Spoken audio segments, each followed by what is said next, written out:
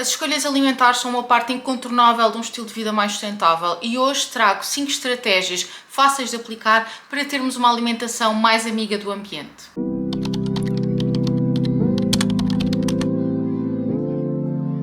Olá, sejam bem-vindos ao canal. O meu nome é Rita Tapadinhas, se ainda não me conhecerem.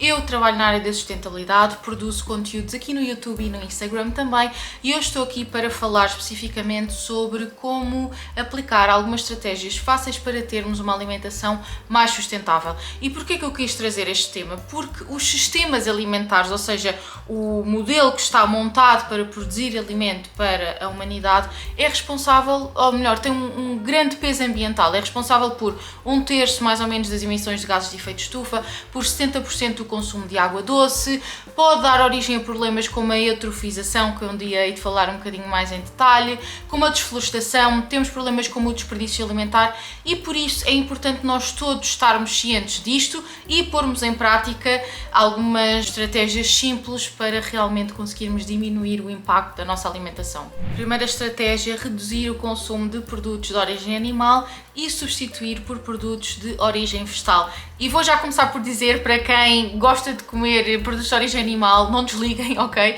Não é preciso nós tornarmos todos vegan, não é preciso nós tornarmos todos vegetarianos. No meu caso, a única coisa que eu excluí a 100% da minha alimentação foi a carne e depois o peixe eu como raramente, principalmente em contextos sociais que às vezes facilitam um bocadinho a dinâmica e consumo também poucos derivados tipo ovos e leite e coisas. Quer dizer, leite também não consumo, mas sei lá, manteigas ou bolos que tenham alguma coisa dessas. Por isso, pronto, estão a ver, eu não reduzi a 100%, reduzi apenas a carne totalmente e nós, ao fazermos assim uma redução boa, já conseguimos ter impacto, ou ao reduzirmos, sei lá, por exemplo, se neste momento consomem carne e peixe todos os dias, experimentem a fazer um dia por semana ou um dia por mês que seja de refeições vegetarianas e depois tentem aumentar um bocadinho a frequência. No meu caso, o que me ajudou muito, porque eu agora cozinhar para mim cozinho sempre vegetariano, o que me ajudou muito foi visitar restaurantes que tivessem pratos vegetarianos para começar a habituar-me a esses sabores, a perceber o que é que pode ser feito e seguir blogs e páginas de alimentação vegetariana. E eu vou ver se deixo também alguns linkados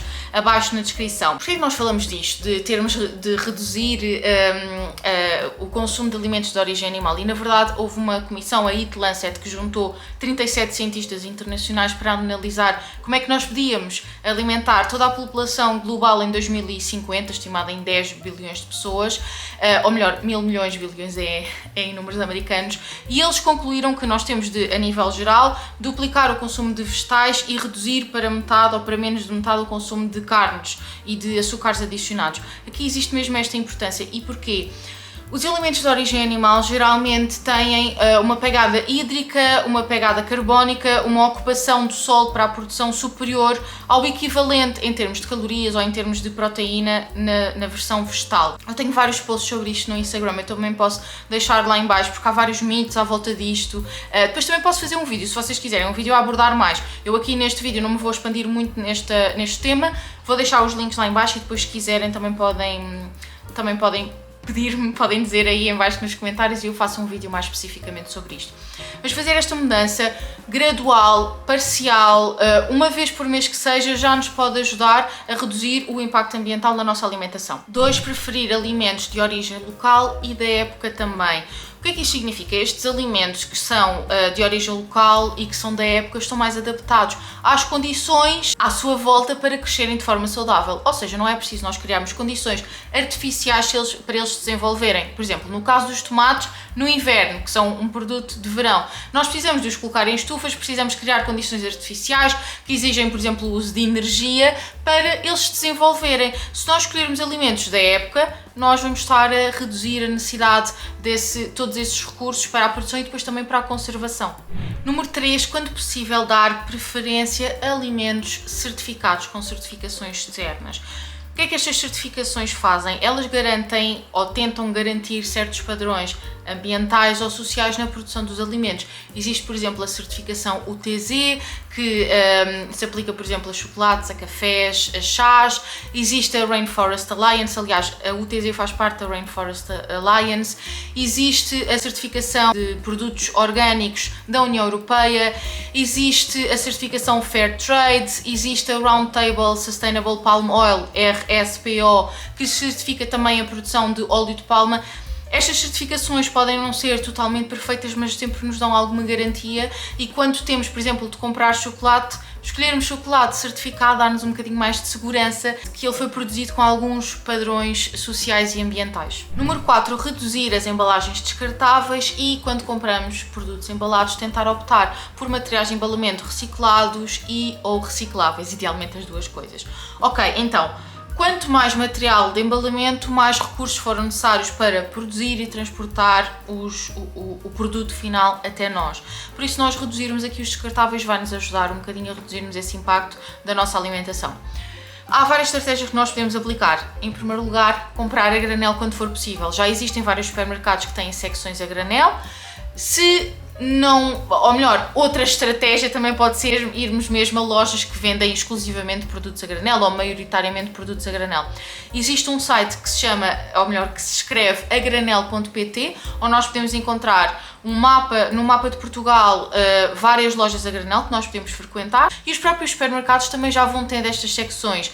Aliás, a fruta e os legumes são geralmente a granel, mas já existem supermercados normais com essas opções também. Quando não é possível comprar a granel, existem várias estratégias que nós podemos utilizar também para reduzir a nossa utilização de descartáveis. Se vamos consumir uma grande quantidade de um certo alimento, comprarmos embalagens maiores desse alimento geralmente vai significar que estamos a comprar uma menor quantidade de material de embalamento. Na prática, por exemplo, imaginem que vão comprar amendoins e consomem muitos amendoins em casa. Comprar uma embalagem de 1 kg geralmente vai ter menos quantidade de plástico por quantidade de amendoins do que comprarem, por exemplo, 5 embalagens de 200 gramas, ok? Se souberem que vão consumir, aqui o objetivo não é depois criar desperdício alimentar, ok? Se souberem que realmente vão consumir essa quantidade grande, mais vale comprar as embalagens maiores. A outra estratégia para reduzir os descartáveis é tentar optar por embalagens mais simples, ou seja, evitarmos aquelas embalagens que têm plástico, depois uma camada de cartão e etc, que têm vários materiais desnecessários, tentar optar por embalagens mais simples. E outra estratégia que eu já tinha dito no início é embalagens feitas de materiais reciclados, e significa que não foram necessários mais materiais virgens para as produzir, e materiais reciclados para nós podermos dar continuidade ao ciclo de reutilização, de aproveitamento dos materiais. Por último, mas muito importante, é reduzirmos o desperdício alimentar. O desperdício alimentar representa entre 8 a 10% das emissões de gases de efeito de estufa a nível global. Isto são estimativas entre 2010 e 2016, mas nós podemos transpor mais ou menos para agora, e atualmente são desperdiçados cerca de 1/3 dos alimentos produzidos. Existe muito desperdício alimentar, ele não acontece só nas nossas casas, ok? Acontece ao longo de toda a cadeia de valor, na produção, no transporte, no armazenamento, mas o consumo doméstico representa 20% do desperdício alimentar, ou seja, há aqui muita margem para nós diminuirmos.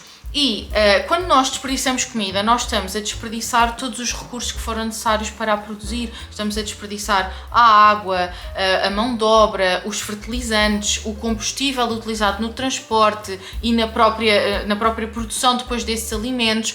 E quando os alimentos vão parar à terra, eles vão acabar também a produzir metano, que é um gás de efeito de estufa, cerca de 25 vezes mais potente do que o dióxido de carbono num horizonte de 100 anos. Se for um horizonte mais curto, ainda é mais potente. Por isso, reduzirmos o desperdício alimentar é mesmo muito importante. Eu podia fazer todo um vídeo sobre isto, aliás, isto é das minhas áreas preferidas de falar dentro aqui da sustentabilidade ambiental. Eu tenho uma secção no meu site só com receitas dedicadas à redução do desperdício alimentar, mas duas estratégias simples que nós podemos adotar é aproveitarmos todos os restos das nossas refeições. Isto é tão básico, sobra alguma coisa, guardamos numa caixinha e utilizamos na refeição seguinte. Mesmo que seja uma coisinha muito pequenina, nós podemos ou simplesmente aquecer e comer, ou então integrar, misturar alguma coisa, misturar numa refeição salteada, fazer uma quiche. Eu, por exemplo, às vezes sobra-me, sei lá, faço várias vezes hambúrgueres vegetarianos, com arroz, às vezes sobra-me essas coisas, eu faço assim umas bolinhas com tudo e depois frito para não estar a requentar as coisas, embora muitas vezes eu faça isso. Mas, ou saladas, ou o que seja, enfim, dá sempre para nós aproveitarmos. Vejam também a secção do meu site, mas aproveitar as refeições, aproveitar tudo o que sobra é uma ótima estratégia, uma estratégia muito simples, a mais básica de todas, para nós reduzirmos o desperdício alimentar. A outra estratégia é nós aproveitarmos os alimentos na sua totalidade. Nós temos muito o hábito de desperdiçar cascas, de desperdiçar talos, raízes e, na verdade, na maioria dos casos, os alimentos são comestíveis na sua totalidade. Mais uma vez, na secção do meu site com receitas anti-desperdício, eu tenho várias ideias para dar uso também aos alimentos na totalidade. Mas façam este exercício de, quando têm um alimento à frente, verem se realmente não o conseguem aproveitar na totalidade. Por exemplo, os brócolos. Faz todo sentido aproveitar os talos e as folhas, o mesmo com a couve-flor. O alho francês, nós podemos utilizar a rama, podemos utilizar as raízes. Assim, uma exceção é, por exemplo, os tomates. As folhas dos tomates não são muito saudáveis de consumir, podem ser tóxicas, mas é se nós consumirmos uma grande quantidade, mas é assim uma daquelas exceções em que nós temos de ter cuidado. Mas utilizar as cascas dos alimentos. Enfim, são duas estratégias muito simples. Se quiserem um vídeo totalmente dedicado ao desperdício alimentar, com dicas práticas para o desperdício alimentar, digam-me também. E pronto, e são estas as estratégias. Eu espero que tenha sido útil. Eu tentei condensar aqui 5 ideias muito fáceis de aplicar para termos uma alimentação mais sustentável. É uma área muito importante nós tentarmos abordar e pôr em prática aos poucos. É muito difícil nós mudarmos o nosso estilo de vida, os nossos hábitos de um momento para o outro, ok? Há sempre muitas variáveis na nossa vida, mas tentar fazer assim estas mudanças progressivamente pode já ajudar um bocadinho a reduzirmos um bocadinho o nosso impacto ambiental. Eu espero que o vídeo tenha sido útil. Não se esqueçam de subscrever o canal, de deixar um gosto também no vídeo e vemo-nos no próximo. Até lá!